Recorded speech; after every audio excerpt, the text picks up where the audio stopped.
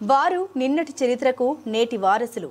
తరాల సంస్కృతిని తమ గుండెల్లో దాచుకొని తమ కాళ్ళ కిందనే భారతావని చరిత్రను పరుచుకుంటూ నడిచిన జీవన శిల్పాలు సంచారులే. ఈ నేల పవిత్రతకు నిలువెత్తు సాక్ష్యాలు. సంస్కృతి సాంప్రదాయాల సమన్వయానికి సమరస జీవనానికి వారధులు. వారు వెనుకబడిన వారనే మాట కేవలం సామాజిక అజ్ఞానం మాత్రమే. వారిని అర్థం చేసుకోక, వారి జ్ఞానాన్ని, కళా వైభవాన్ని చూడలేక నిజానికి సమాజమే వెనుకబడిపోయింది. ఈ నేల సంపదను, ఆధ్యాత్మిక వారసత్వాన్ని కాపాడుతూ వచ్చిన ఈ మహానీయులను క్రూరమైన బ్రిటిష్ పాలన నేరస్తులుగా ముద్ర వేసింది. హిందుత్వపు ప్రాణాన్ని కాపాడుతూ వచ్చిన ఈ పవిత్ర ఆత్మలను కాలక్రమంలో మన ఊరికి దూరం చేసుకున్నాం. అలాంటి గొప్ప కళాకారులు ఒకే వేదికపై కళా ప్రదర్శన చేస్తే చూడడానికి రెండు కళ్ళు సరిపోవనే రీతిలో సాగింది సంచార జాతుల కళా ప్రదర్శనలు.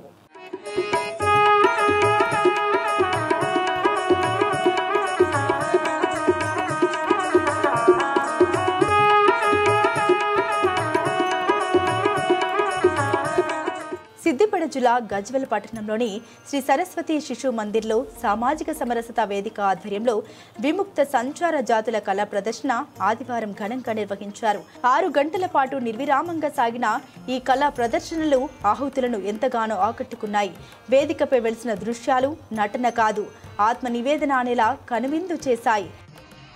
ఈరోజు గజ్వేల్ పట్టణంలో ఈ మహత్తరమైన ఈ కార్యక్రమము సంచార జాతులు తర్వాత ఈ కళారూపులైన తెలంగాణ ఈ కళా ప్రదర్శనలు ఇక్కడ సామాజిక సమరసత వేదిక సంచార జాతుల ఈ ఇద్దరు కలిసి చేస్తున్న ఈ ప్రయత్నం చాలా హర్షణీయమైంది.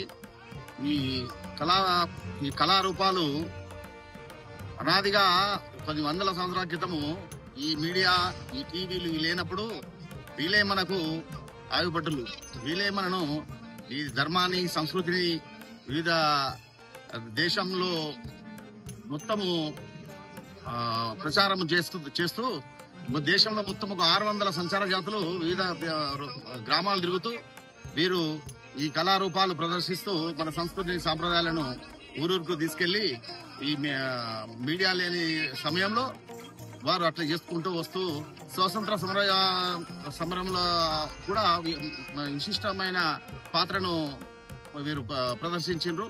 వీరు ఎన్నో కార్యక్రమాలు చేస్తూ ఊరూరా ఈ కార్యక్రమాలను చేస్తూ మన సాంప్రదాయాలను మరియు ఊరూరా తీసుకొని వెళ్ళిరు. అందులో ఈ గజ్వేల్ పట్టణాన్ని సెలెక్ట్ చేసుకోవడానికి కారణం ఏంటంటే ఇక్కడ చుట్టుముట్టు ఈ ప్రదర్శనకారులు, ఈ కళా వాళ్ళు చాలా అనగా అదైపోయినరు, కనుమరుగైపోయినరు. కాబట్టి వారిని బయటకు తీసుకొచ్చి ఈ ప్రభుత్వం కూడా ఇటువంటి జాతులను గుర్తించలేకపోతున్నాయి. వారికి ఎలాంటి రిజర్వేషన్ లేకుండా, ఎలాంటి అది లేకుండా ఈ కళలను పోషించలేకపోతున్నారు.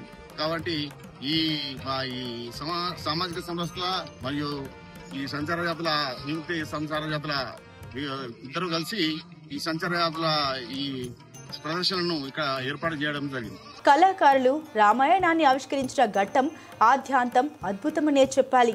దాంతోపాటు కాళిక అమ్మవారి రాక్షస సంహార ఘట్టం భక్తులను భయభ్రాంతులకు గురి చేస్తూనే అంతిమ సత్యాన్ని, భక్తి తన్మయత్వపు శక్తిని వారి గుండెల్లో నింపింది. బుడబుక్కల వాళ్ళు శంఖం ఊదుతూ శైవ కథలు చెప్పడం అందరినీ వేదిక వద్ద కట్టిపడేశాయి. రామంజనేయ, సుదర్శన్, గోత్ర, హోలియా దాసరులు ధనంజయ వేషంతో ఆకట్టుకున్నారు. వీరముష్టి కులం మాది. సిద్దిపేట జిల్లా అధ్యక్షునిగా పనిచేస్తున్నా. అదేవిధంగా సంచార జాతుల జిల్లా అధ్యక్షుని కూడా పనిచేస్తా ఉన్నాం. గత కొన్ని సంవత్సరాలుగా ఈ యొక్క సంచార జాతులలో ఉండేటువంటి కులాలు అన్ని కళారూపకంగా ఒక్కొక్క కళ ఒక్కొక్కరిది. గంగిరెద్దు వాళ్ళు కానివ్వండి, దాసరి వాళ్ళు కానివ్వండి, మా వీరభద్రయ్య వాళ్ళు ప్రభలు కడుతుంటారు, వీరభద్ర స్వామికి దండకాలు తీస్తుంటారు, కొత్తకొండలు కానీ, కొరివిలు కానీ ఇక్కడ చేసుకుంటూ వృత్తిపరంగా దాని విధానం పోయింది. ఇటువంటి కొన్ని కళలని ఈ రోజులలో పట్టించుకోవడం లేదు జనాలు. రెండోది ఏంటంటే ప్రభుత్వం కూడా ఈ సంచార జాతులకు ఎలాంటి సహాయాలు కూడా అందిస్తలేదు. ఈ మధ్యనే చిన్న చితక వ్యాపారాలు చేసుకుంటా ఉన్నారు. వాళ్లకు ప్రభుత్వం గుర్తించి తగిన సహాయం చేయాలి. ఆర్థికంగా వాళ్ళు షాపులు పెట్టుకోవడానికి కానీ, వాళ్ళు చేసేటువంటి బిజినెస్లు ఇవాళ ఏంటంటే స్టీల్ సామాన్ కానీ, ప్లాస్టిక్ సామాన్ కానివ్వండి, ఇతర నిత్యావసర వస్తువులు కూడా ఊరు తిరుగుతూ బాడబాడ తిరుగుతూ వాళ్ళు అమ్ముకుంటూ జీవనాధారం కొనసాగిస్తా ఉన్నారు. వారికి స్థిర నివాసాలు కూడా చక్కగా ఉండవు. ఈ ఊరు నుంచి ఇంకొక ఊరికి భిక్షాటన చేసుకుంటూ వెళ్లడము, ఆ ఊర్లోనే నిద్రించడం, మళ్లీ రావడం. అదేవిధంగా వాళ్లకు గవర్నమెంట్ కూడా గుర్తించి వాళ్లకు డబుల్ బెడ్రూమ్ ఇండ్లు అనేది కూడా సహకరించాలి సంచార జాతుల వారికి. మరియు ఆర్థికంగా వాళ్ళు ముందుకు రావాలంటే గవర్నమెంట్ పరంగా వాళ్ళకి ఆర్థికమైన ఆధార్ కార్డు బట్టి, రేషన్ కార్డు బట్టి ప్రభుత్వం ఈ రెండు గుర్తించి వాళ్ళకు లోన్లు ఇవ్వాలి.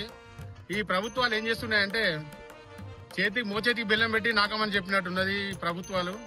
ఔషధాలు అమ్ముతూ చిలక జోష్యం చెప్పే బుడగజంగాలు, ఎరక చెప్పే వాళ్ళు, సోది చెప్పే వాళ్ళు, కాటి పాపలు, గంగిరెద్దుల వాళ్ళు, చిందు భాగవత కళాకారులు, కాకి పడగల వారు, ఇలా సుమారు 30కి పైగా సంచార జాతుల నుండి వచ్చిన 240 మంది కళాకారుల ప్రదర్శనతో గజ్వెల్ ప్రాంతం పండుగ వాతావరణం సంతరించుకుంది.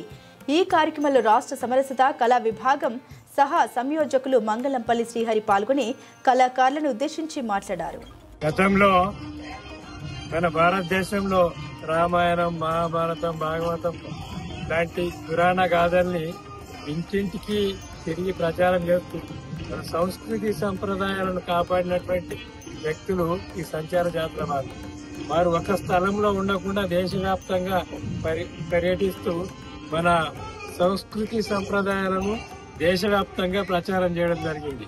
గతంలో బ్రిటిష్ వాళ్ళు మన దేశాన్ని పరిపాలిస్తున్న సమయం లోపల ఆనాటి అప్పట్లో కమ్యూనికేషన్ వ్యవస్థ లేనప్పటికీ వీరు గ్రామాన దేశవ్యాప్తంగా పర్యటిస్తూ ఈ మన ప్రజల లోపల స్వాతంత్ర ఉద్యమ జ్వాలను ఇది రగిలించడంలో వాళ్ళు ప్రముఖ పాత్ర వహించడం జరిగింది.